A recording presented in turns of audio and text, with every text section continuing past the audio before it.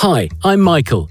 I'm here to show you how to use UNGER's professional cleaning tools correctly and to answer any questions you may have on topics relating to professional window cleaning.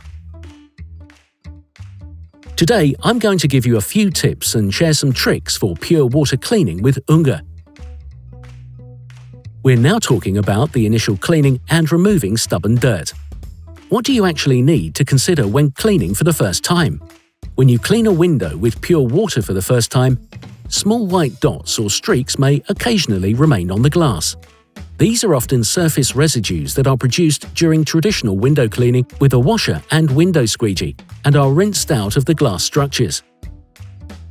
The surface residues can be easily removed after drying by another cleaning cycle with pure water.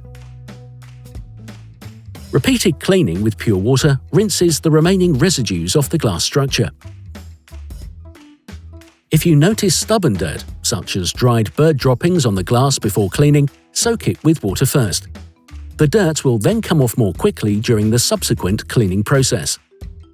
Tip: the N-Light holder for scrubbing pads is a particularly effective tool for removing stubborn dirt, such as bird droppings.